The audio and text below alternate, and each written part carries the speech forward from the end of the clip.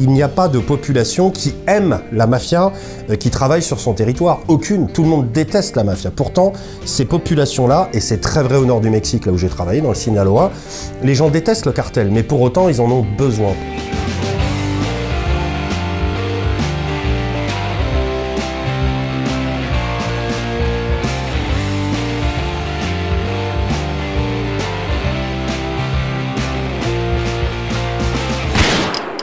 Vous pouvez regarder toutes les séries, les documentaires, les films et les reportages sur le narcotrafic que vous voulez, il arrive très souvent qu'il manque un élément clé pour bien comprendre le narcotrafic.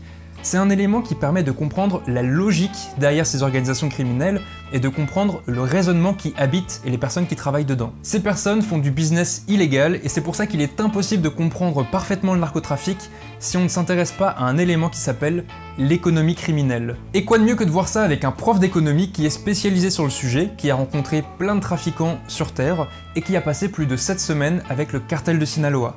Il en a réalisé un documentaire qui est disponible dès à présent sur RMC Story et très bientôt sur Netflix. On va profiter de son expérience et de ses connaissances pour approfondir le sujet. Allez, c'est parti, on est attendu au nord du Mexique.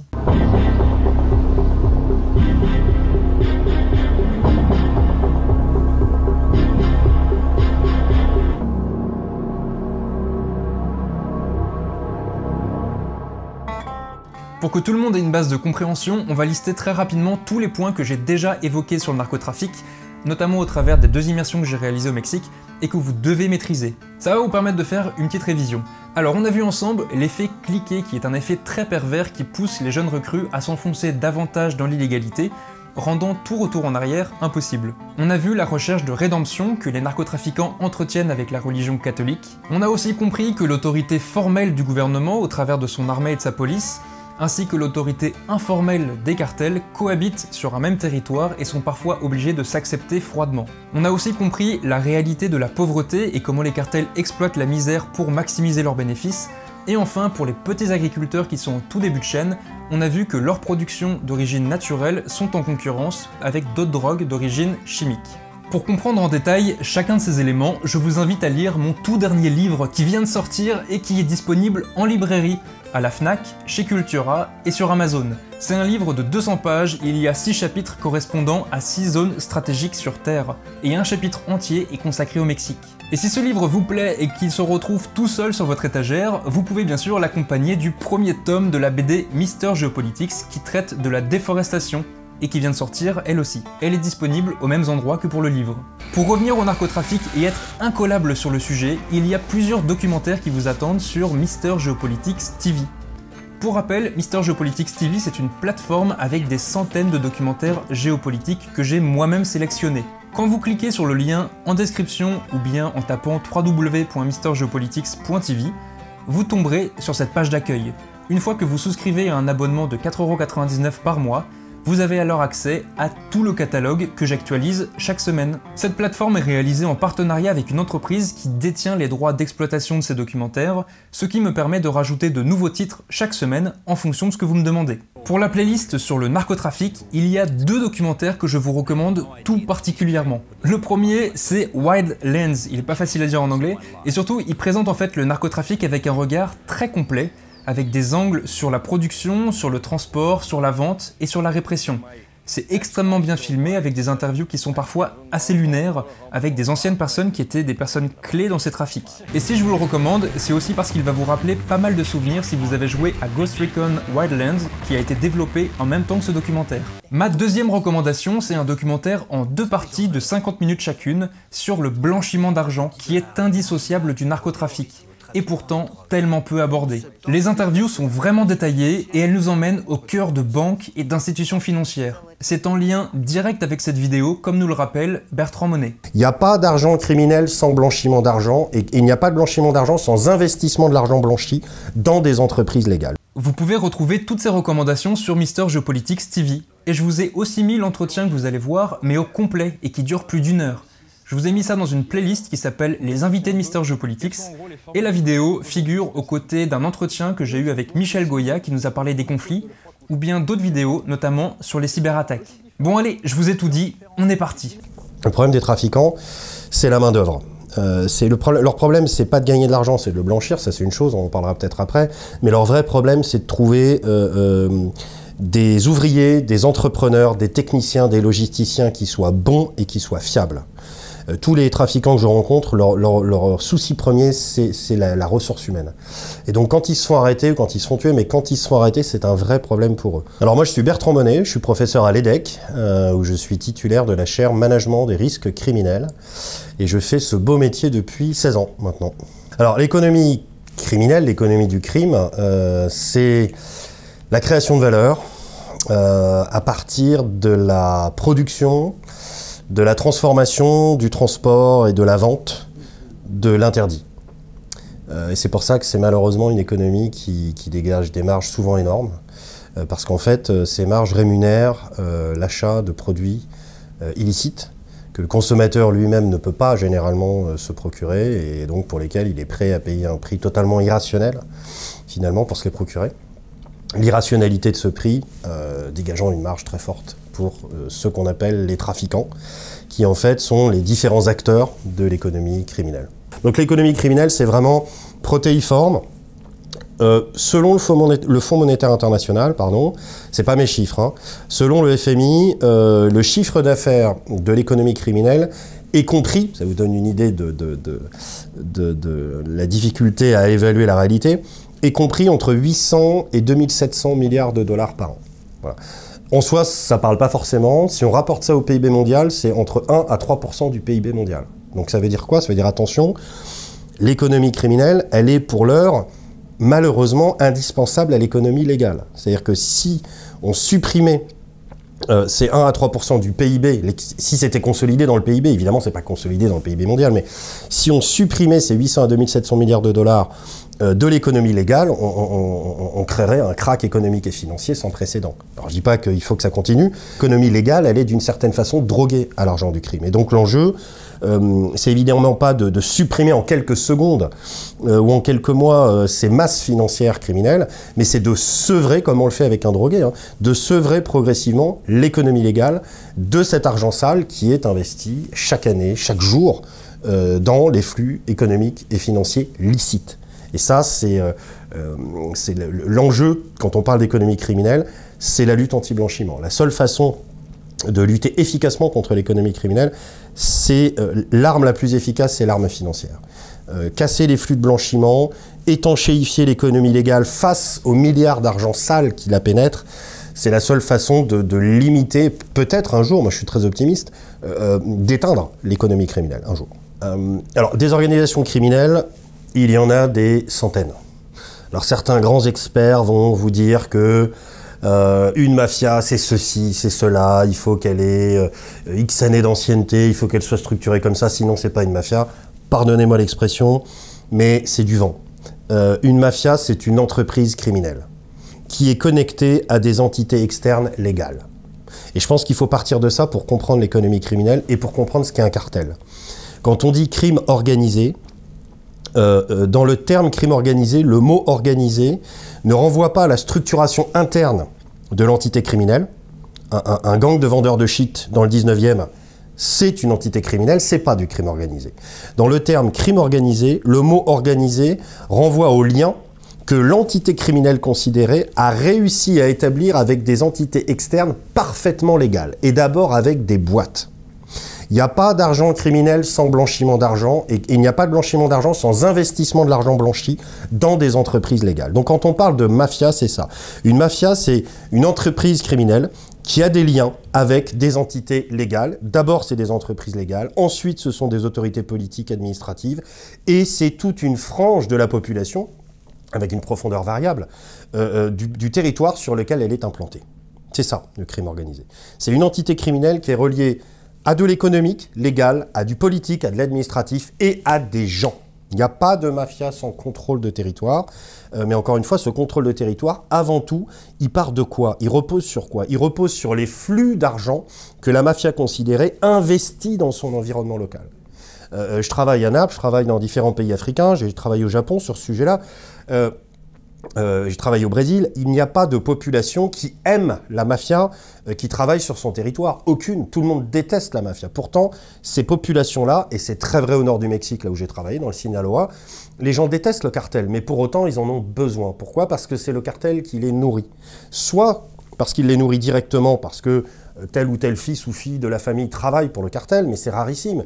Mais généralement, les cartels nourrissent l'environnement socio-économique dans lequel ils travaillent, parce que ils travaillent depuis 50 ans. Depuis 50 ans, ils ont blanchi des centaines de milliards de dollars. Ils ne les ont pas blanchis sur la Lune, ils les ont blanchis sur la Terre, dans l'économie réelle, notamment au Mexique, en créant des entreprises, en rachetant des entreprises qui paient des salaires à des milliers et des milliers de personnes depuis des générations. C'est comme ça que les cartels maîtrisent leur environnement. Donc une mafia, d'abord, c'est ça. Il faut bien comprendre que c'est une entreprise criminelle.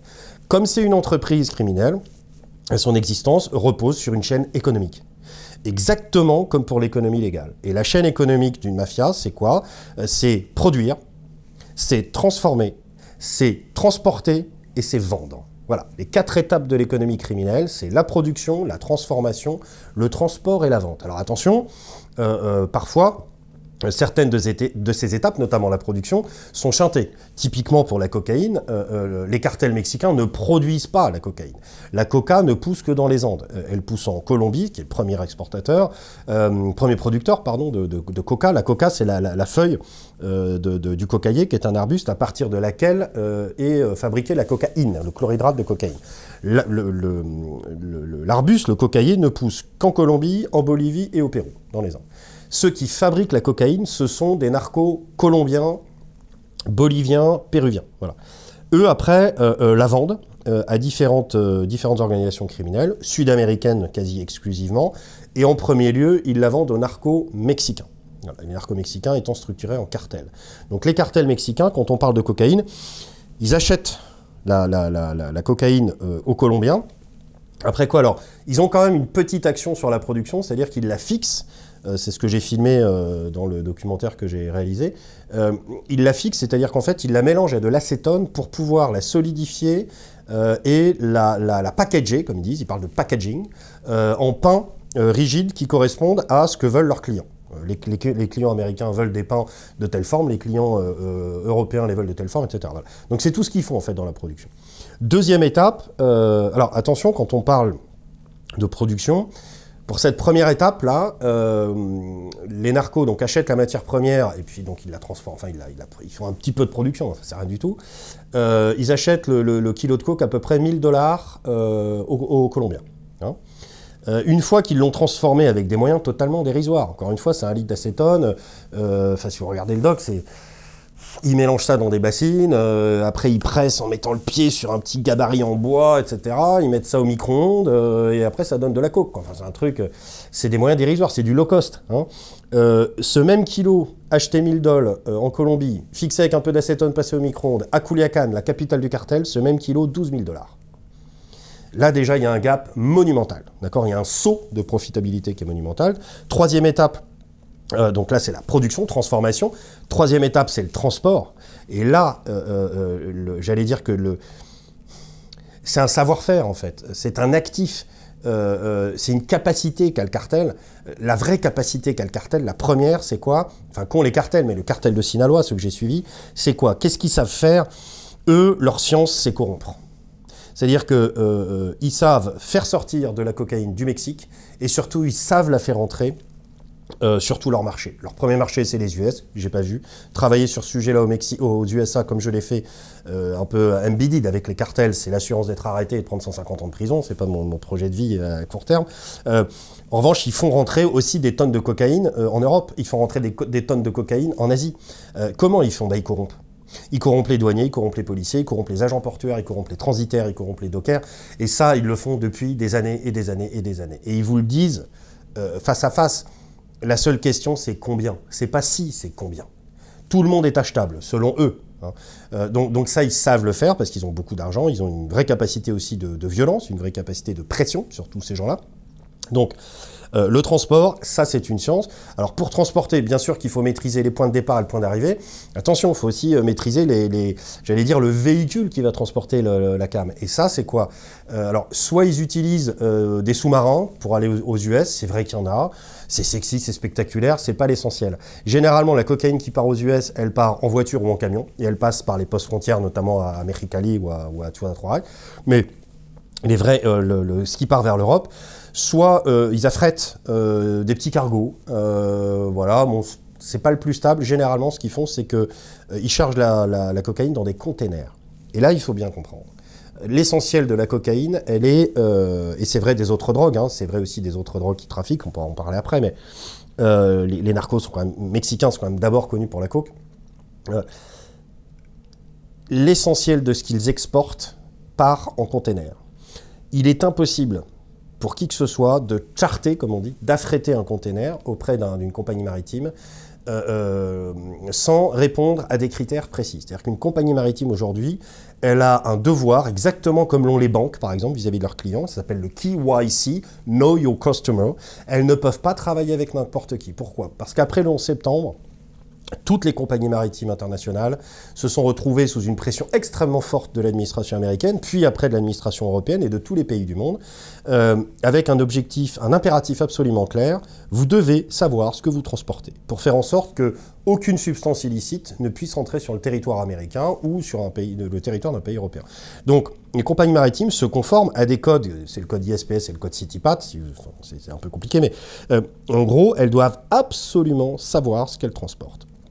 Pour ça, elles ne vont pas checker tous les containers qu'elles transportent, c'est totalement impossible. CMA CGM, Maersk, etc. ne peuvent pas vérifier systématiquement tout ce qu'elles mettent sur leur bateau, c'est impossible. Elles essaient de le faire au maximum. Alors elles le font pour certaines substances, notamment l'explosif, les armes, ça c'est une évidence, mais elles ne peuvent pas ouvrir tous les containers. Donc en revanche, la meilleure solution pour elles, c'est de ne permettre, de permettre la location de containers sur leur bateau qu'à des entreprises qu'elles connaissent, c'est-à-dire des entreprises qui, a priori, sont légitimes à transporter un container depuis le Mexique vers Rotterdam. Voilà. Et donc les narcos, pour ça, il faut qu'ils utilisent des entreprises qui sont a priori légitimes à affréter un container. Et ces entreprises-là, il faut que ce soit des vraies boîtes. Il ne faut pas que ce soit des entreprises créées la veille avec un cabis qui a 2 jours. Non, c'est pas ça. C'est des entreprises qui existent. Typiquement, c'est une entreprise qui produit des avocats, qui produit des composants informatiques, par exemple, à Monterrey, hein, au Mexique, donc qui va vraiment produire des composants informatiques, qui en exporte des tonnes tous les ans. Et puis de l'autre côté, il faut que ces narcos collaborent ou possèdent une entreprise qui est légitime à importer des avocats ou à importer des composants informatiques. Il faut que cette boîte, elle existe vraiment, qu'elle ait des clients, etc. Quand je vous dis mafia, c'est forcément une entité criminelle qui est reliée à des entités économiques légales, c'est ça. D'abord, une mafia, elle a besoin de posséder des boîtes qui font de l'import-export, ou en tout cas de les contrôler. Pourquoi? Tout simplement pour faire passer ces tonnes de coke dans les containers qui vont transporter les produits de ces boîtes tous les jours. Sinon, ça passe pas. Attention, les narcos transportent des centaines de tonnes tous les ans. Alors ça passe pas en sous-marin, ça passe pas que en avion, ça passe pas dans l'estomac des gens qu'on appelle les mules, des gens qui ingèrent de la cocaïne dans des préservatifs, qu'ils avalent et qu'après ils recraquent. C'est pas comme ça qu'on transporte des tonnes de coke. Les narcos, les cartels, ils font pas ça. Eux, ils passent dans des containers. Et pour ne pas se faire attraper, c'est ça qu'il faut. Et ils doublent le coup, j'allais dire, avec les douaniers une fois sur place. Donc le transport, alors ça coûte cher pour eux, c'est un gros investissement parce qu'il faut avoir tout l'appareil logistique. Voilà. Donc c'est là aussi où ça leur coûte cher. Selon les narcos du cartel que j'ai rencontrés, cette phase-là, c'est sans doute la plus coûteuse. En tout cas pour Sinaloa, le cartel de Sinaloa, eux me disent, l'une des personnes qui est en charge de ça, que j'ai pu rencontrer, me dit que pour faire rentrer la cocaïne sur les ports européens, pour 1 kilo, ça peut coûter autour de 18 000 euros. Hein. Donc c'est quand même cher, sachant que ce kilo, 4e étape, la vente, il est vendu à des grossistes, hein, des narco-mexicains, c'est pas eux qui vont vendre le fixe de C, la dose de coke dans la rue, c'est pas du tout leur truc. Hein. Eux, c'est des super grossistes, et ils ont des clients qui sont des semi-grossistes, c'est les organisations criminelles, par exemple ici, européennes. Ça va être la Ndrangheta, ça va être la Camorra, ça va être des organisations de toute l'Europe, hein, bulgares, roumaines, françaises évidemment, britanniques, russes, etc. Donc qui vont s'approvisionner à la source de chargement qui viennent du Mexique. Voilà. Et le kilo de cocaïne, donc acheté $1000 en Colombie, Revendu en Europe, il est à peu près à 60-63 000 euros actuellement. Voilà. Donc ça fait une marge incroyable. On est à un peu moins de 4000%. Hein. Une fois qu'on a déduit tous ces coûts, notamment le coût de corruption, les coûts de transport, etc., sachant qu'en plus ils ont des pertes, parce que parfois ils se font saisir de la drogue, et puis parfois ils en perdent. Il y a eu, il y a enfin un peu plus d'1 an maintenant, de la cocaïne qui arrivait là, sur les côtes françaises. C'était un container du cartel de Sinaloa qui était tombé du cargo, comme tous les jours il y a des containers qui tombent d'un cargo. Bon, bah là, pas de chance pour eux, et tant mieux pour nous, c'était un container avec de la cocaïne dedans. Mais voilà, ils ont aussi des pertes qui sont généralement des saisies. Donc c'est un business hyper lucratif, qui repose sur la vente de l'interdit, hein, et le fait qu'il y aura toujours des gens pour consommer ces substances illicites, premièrement. Et si on reste sur ce parallèle avec l'entreprise, ouais, c'est des entreprises. Bien sûr, ce sont des multinationales, mais ce sont des multinationales criminelles. Attention, le parallèle est tentant, mais il ne faut pas être trop provocateur. Ce sont des multinationales criminelles. Pourquoi? Parce qu'elles vendent un produit interdit, des produits interdits. Alors la cocaïne ne tue pas, quoique, en revanche, d'autres drogues qu'ils vendent, notamment les méthamphétamines, notamment le fentanyl que j'évoquais, ça tue. Hein. Donc ils vendent quand même de la mort. Ensuite, ce sont des multinationales, oui, mais qui utilisent deux outils qu'une boîte légale n'utilisera jamais, normalement. C'est la corruption et surtout la violence. Le cartel de Sinaloa, ceux que j'ai rencontrés, ils ont tué au moins 30 000 personnes en 20 ans. Et ça, pour eux, c'est un outil extrêmement pratique. Ça leur permet de gagner du temps. Ça leur permet, si on reste toujours sur ce parallèle avec l'entreprise, une qualité de management extrêmement forte. Quand on rentre dans le cartel, on n'en sort pas, premièrement. Et les gens qui rentrent dans le cartel, ils travaillent jour et nuit pour le cartel. Alors généralement, ils sont bien payés, mais ils sont prêts à tout pour le cartel. Comment dire, moi, l'impression que j'en ai eue en rencontrant j'ai rencontré des chefs, alors pas les big boss, c'est pas possible de rencontrer les chefs du cartel à mon sens. Moi j'ai rencontré des gens qui sont N-1, N-2 jusqu'aux ouvriers. Voilà. Si on fait le parallèle avec le terrorisme, Mohamed Merah, le terroriste qui a tué des militaires et des enfants dans une école israélite, c'était un extrémiste idéologique qui est prêt à tuer une petite fille pour la conception qu'il se fait d'une religion qui est l'islam, qui n'a évidemment rien à voir avec ce qu'il a fait. Ce sont des extrémistes idéologiques. Les narcos, ce sont des extrémistes économiques. Eux, ils sont prêts à tuer pour le business.